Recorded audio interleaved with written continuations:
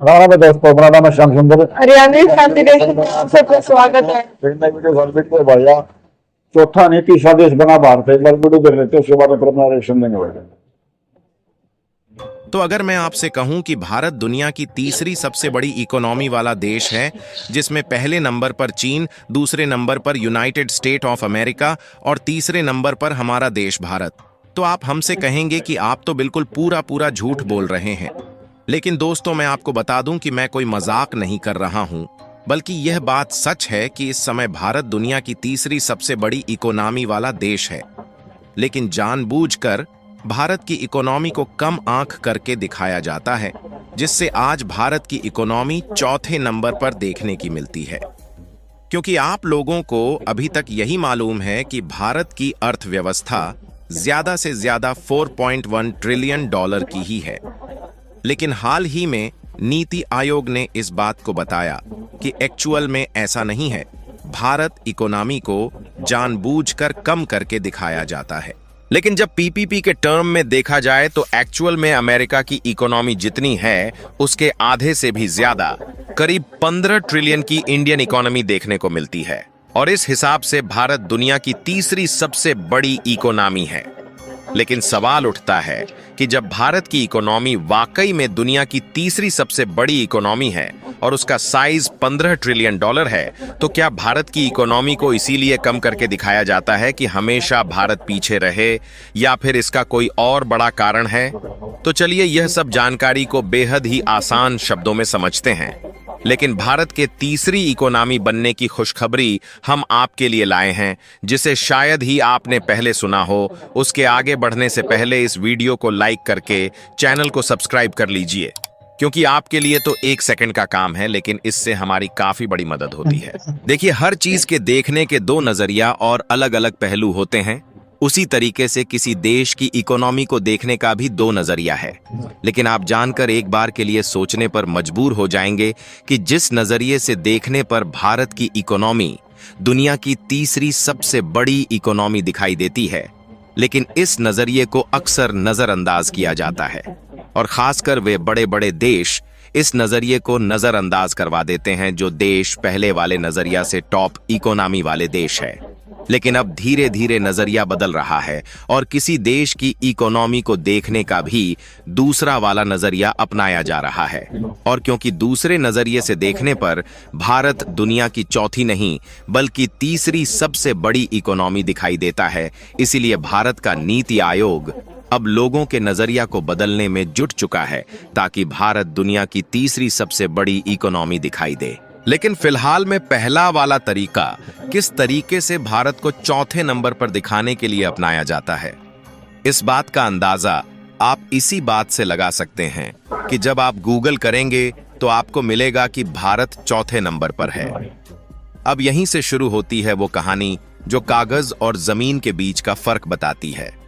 ये कहानी है भारत की नॉमिनल जीडीपी और पीपीपी जीडीपी की। ये कहानी है भारत की उस छुपी हुई ताकत की, जिसे दुनिया अब धीरे धीरे पहचानने लगी है। दरअसल जीडीपी यानी ग्रॉस डोमेस्टिक प्रोडक्ट कहने का मतलब किसी देश के अंदर साल भर में जो चीजें और सेवाएं पैदा हुईं, उनका कुल मूल्य कितना था। लेकिन जब इसे मापा जाता है तो 2 तरीके होते हैं। पहला है नॉमिनल जीडीपी। इसमें जीडीपी को डॉलर के मुकाबले गिना जाता है, जैसे कोई प्राइस टैग लगाना। और दूसरा है पीपीपी जीडीपी यानी परचेसिंग पावर पैरिटी। इसमें देखा जाता है कि उस देश में पैसा असल में कितना काम करता है। मान लीजिए आपके पास 500 रुपए हैं। दिल्ली में इससे आप 2 लोगों का खाना खिला सकते हैं, लेकिन अमेरिका में $6 यानी लगभग 500 रुपए में शायद एक कॉफी ही मिले। तो पीपीपी जीडीपी यही बताता है कि आपके पैसे की असली ताकत कितनी है। और इसी वजह से भारत पीपीपी के हिसाब से तीसरे नंबर पर है, क्योंकि जब नॉमिनल जीडीपी के हिसाब से देखा जाए तो पहले नंबर पर यूनाइटेड स्टेट्स ऑफ अमेरिका है, जहां इसकी इकोनॉमी का साइज 30.5 ट्रिलियन डॉलर है। वहीं नॉमिनल जीडीपी के हिसाब से दुनिया की दूसरी सबसे बड़ी इकोनॉमी वाला देश चीन है, जहां उनकी इकोनॉमी का साइज 19 ट्रिलियन डॉलर से ज्यादा है। ठीक इसी तरीके से जर्मनी की इकोनॉमी 4.7 ट्रिलियन डॉलर के साथ साथ तीसरी सबसे बड़ी अर्थव्यवस्था है। तो वहीं इस समय भारत 4.18 ट्रिलियन डॉलर की नॉमिनल जीडीपी के साथ दुनिया की चौथी सबसे बड़ी इकोनॉमी वाला देश माना जाता है, जबकि पीपीपी जीडीपी यानी कि परचेसिंग पावर पैरिटी के टर्म में देखा जाए चीन की इकोनॉमी 39 ट्रिलियन डॉलर और यूनाइटेड स्टेट की इकोनॉमी 30 ट्रिलियन डॉलर, तो वहीं भारत की इकोनॉमी का साइज 17 ट्रिलियन डॉलर से भी ऊपर देखने को मिलता है। और इस बात को खुद भारत की नीति आयोग ने अपने बयान में कहा है कि जब पीपीपी के नजरिया से देखा जाए तो भारत की इकोनॉमी 15 ट्रिलियन से भी ज्यादा है, जो कि अमेरिका की आधी से भी ज्यादा है, जबकि जापान और जर्मनी जो भारत के आगे आगे कूदते रहते हैं वह इस हिसाब से पीछे चले जाते हैं। यानी अगर आप जमीन की हकीकत में देखें तो भारत अब भी सबसे बड़ी ताकतों में से एक है। अमेरिका और चीन के बाद हमारा नंबर आता है। लेकिन बहुत लोग सिर्फ नॉमिनल जीडीपी देख लेते हैं और कहते हैं भारत अभी पीछे है। पर असलियत में अगर आप बाजार में जाएं, किराना खरीदें या कोई सर्विस लें तो भारत में चीजें सस्ती हैं, इसीलिए हमारा पैसा ज्यादा चलता है। और इसी बात को पीपीपी यानी परचेसिंग पावर पैरिटी बताता है।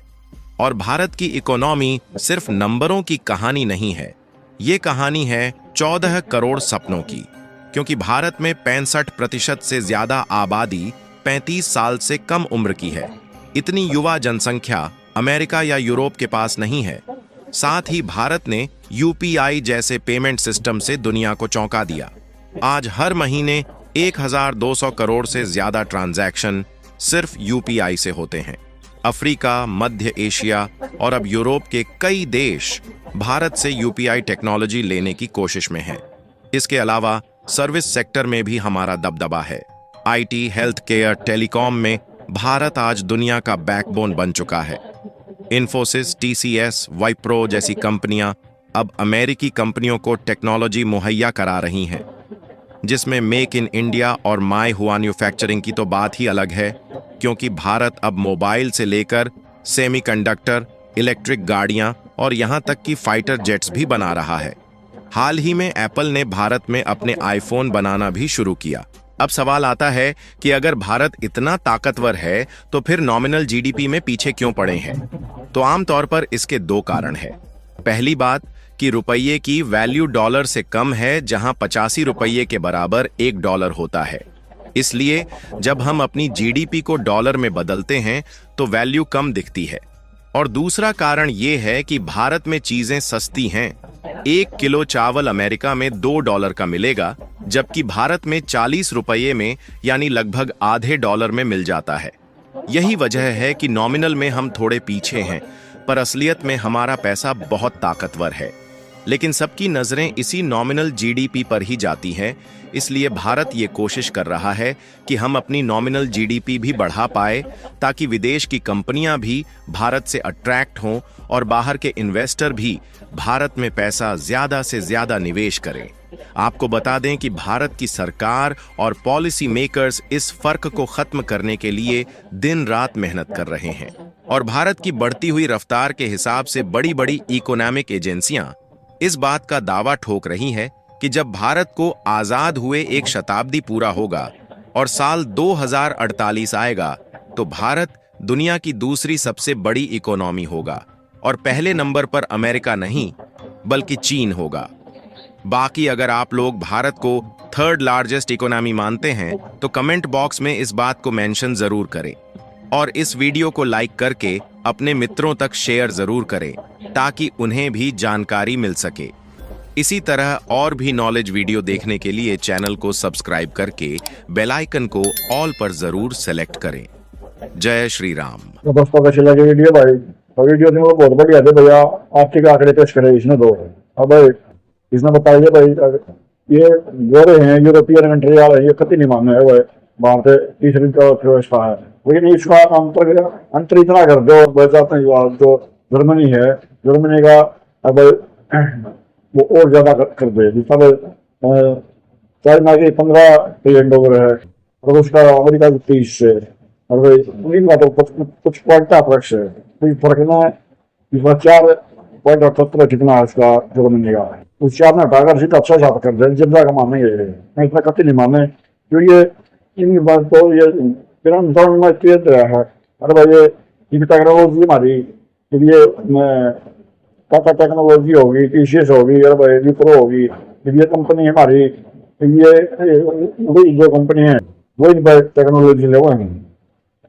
टेक्नोलॉजी में के कमाएंगे लोग, आप हम चला लगे आप परिवर्तन का है जो कंपनी की बात में बढ़ावाई लगा लो तो यार कर और आर्थिक व्यवस्था अगर तो सही रखे कुछ बतेगा अच्छी मत बतेगी। महंगी भी है